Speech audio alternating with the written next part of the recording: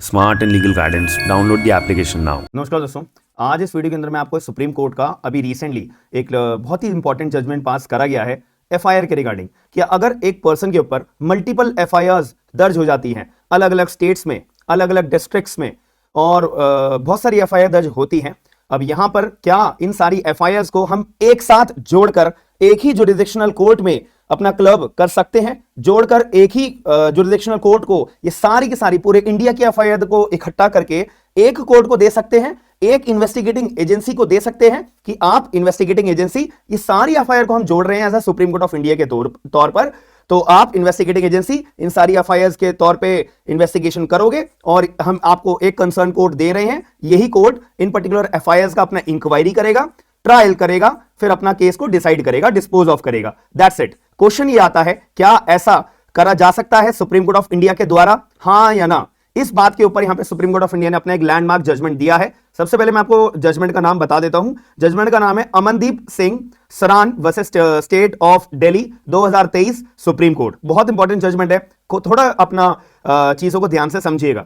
यहां पे सुप्रीम जो मुद्दा था अभी करंट सिनेरियो के तौर पे मैं बताता हूं।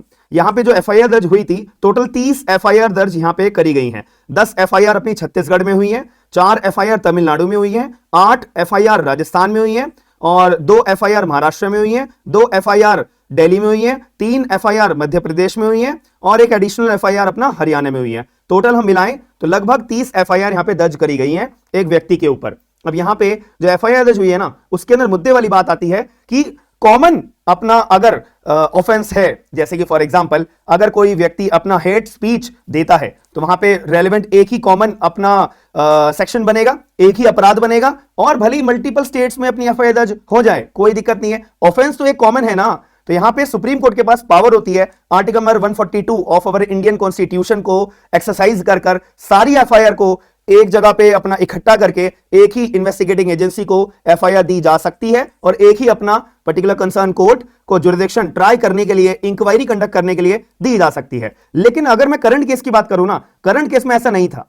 करंट केस में कुछ अपराध अपने आईपीसी के भी दर्ज थे, कुछ अपराध अपने स्टेट एनेक्टमेंट के अपराध भी दर्ज करे गए थे। आप लोगों को पता होगा कि अपनी स्टेट, एक जो स्टेट होती है उनके पास जो राज्य सरकार होती है, उनके पास अपना एक विधानसभा होता है। तो विधानसभा के अंदर अपनी स्टेट के लिए वो अपने पर्सनल कानून अनेक्ट कर सकते हैं, पर्सनल कानून बना सकते हैं कि अगर आप इस स्टेट के अंदर ये वाला अपराध करोगे तो हमारी स्टेट ने कानून या फिर राज्य सरकार ने कानून बनाया हुआ है, वो दूसरे स्टेट के ऊपर लागू नहीं होता, वो कंसर्न उसी स्टेट के लिए लागू होगा। तो यहां पर मान लेते हैं राजस्थान में एक अपना स्टेट एनेक्टमेंट करी है, तमिलनाडु में एक अपनी स्टेट एनेक्टमेंट करी हुई है, छत्तीसगढ़ में करी हुई है, मध्य प्रदेश में राज्य सरकार ने अपना कर रखा है। तो ऐसे केस में ये जो पेटिशनर थे ना, इनके पास स्टेट एनेक्टमेंट जो कानून बने हुए हैं उसके अंदर भी अलग अलग एफआईआर दर्ज हो रखी है, आईपीसी के अंदर भी अलग अलग अपराधों में एफआईआर दर्ज हो रखी है। तो जब अपनी एक स्टेट एनेक्टमेंट होती है तो उसी का अपने कंसर्न्ड कोर्ट की जुरिडिक्शन होती है। फॉर एग्जांपल हरियाणा सरकार ने अगर कोई अपना एक स्टेट एनेक्टमेंट करी है तो हरियाणा की कोर्ट एक स्पेशल कोर्ट बनाई जाएगी और उस स्पेशल कोर्ट के पास ही जुरिडिक्शन होगा। स्पेशल एनेक्टमेंट के अंदर कोई भी व्यक्ति अगर अपराध कमिट करता है तो वो स्पेशल कोर्ट ही उस पर्टिकुलर कंसर्न केस का जुरिडिक्शन ट्राई करने के लिए पावर रखता है। बस इतनी सी बात आ जाती है। अब वो कोई दूसरी कोर्ट तो ट्राई कर नहीं सकती, वही हरियाणा की कोर्ट अपनी डिसाइड करेगी, स्पेशल कोर्ट डिसाइड करेगी, उस पर्टिकुलर ऑफेंस को ट्राई करेगी। तो दिल्ली की कोर्ट या छत्तीसगढ़ की कोर्ट या दूसरे अन्य सरकार थोड़ी ना यहां पे डिसाइड करेगा दूसरे जुरिडिक्शनल कोर्ट को। हम ये थोड़ी ना बोलेगी आप ट्राई कर लो।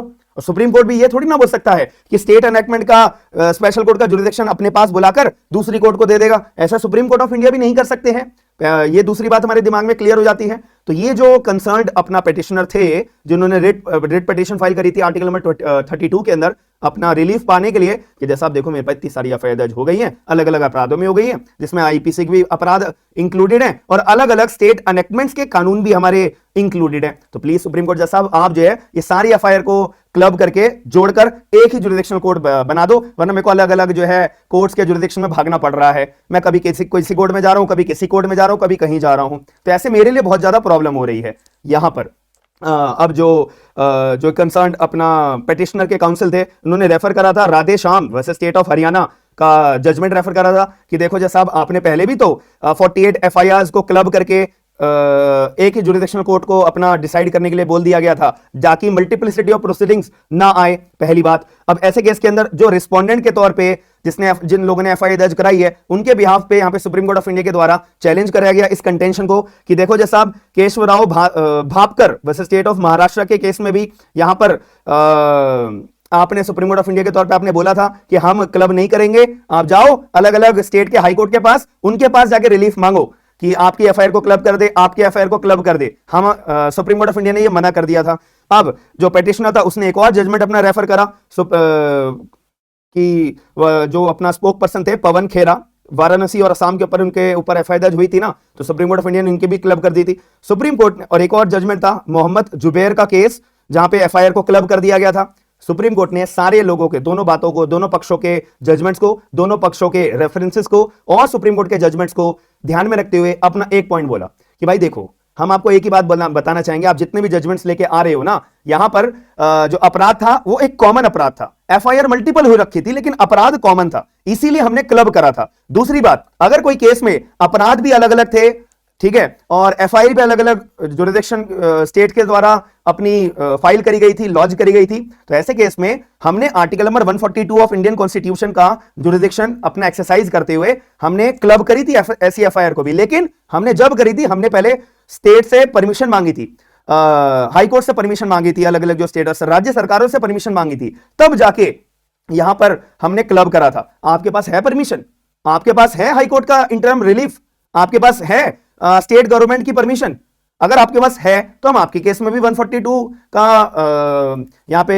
एक्सरसाइज करने के लिए हम बैठे हुए हैं। तो इसीलिए आपके पास परमिशन नहीं है, तो इसीलिए हम आपकी एफआईआर, जो मल्टीपल एफआईआर आपके ऊपर हो रखी हैं, 30 एफआईआर दर्ज हो रखी हैं अलग अलग स्टेट्स के अंदर, अलग अलग आईपीसी के प्रोविजन के अंदर, अलग अलग स्टेट एनेक्टमेंट्स के प्रोविजंस के अंदर, हम उसको क्लब नहीं करेंगे। सॉरी, आपको हम बस यही बोलेंगे कि आप अप्रोच करिए कंसर्न्ड स्टेट के हाई कोर्ट्स के पास में, अलग अलग हाई कोर्ट्स के पास में आप जाइए, जिस भी स्टेट में आपके पास मल्टीपल एफआईआर हो रखी हैं, आप उसके कंसर्न हाई कोर्ट के पास जाइए, अप्रोच करिए, आप उनसे क्लब करवाइए, फिर दूसरी स्टेट में हाई कोर्ट के पास जाइए, आप उनसे क्लब करवाइए, जुड़वाइए अपनी एफआईआर को, फिर हमारे पास आने का अगर मौका बनता है तो आप हमारे पास आइएगा, तब हम सोचेंगे कि आपका हम केस के अंदर क्लब करें या ना करें। That's it. तो यहां पे सुप्रीम कोर्ट ऑफ इंडिया ने इस बात को क्लैरिफाई कर दिया गया है। अमनदीप सिंह सरान versus state of Delhi 2023 supreme Court of India.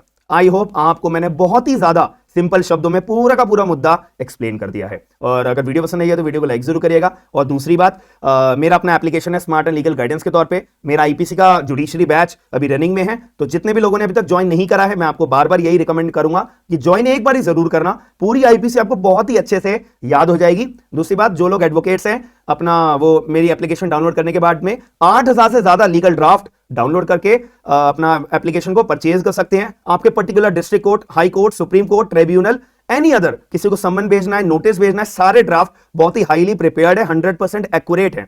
तो आप वो लेने के बाद आप हमारे को एप्लीकेशन पे मैसेज कर दीजिएगा, मेरी टीम आपको गूगल ड्राइव का लिंक हाथों हाथ सेंड कर देगी, जिसकी मदद से आप अपने ड्राफ्ट को एडिट कर सकते हो, डाउनलोड कर सकते हो, लैपटॉप में, पेन ड्राइव में, मोबाइल में, कहीं भी सेव कर सकते हो इजीली। बाकी मिलते हैं नेक्स्ट वीडियो के अंदर। थैंक यू, धन्यवाद।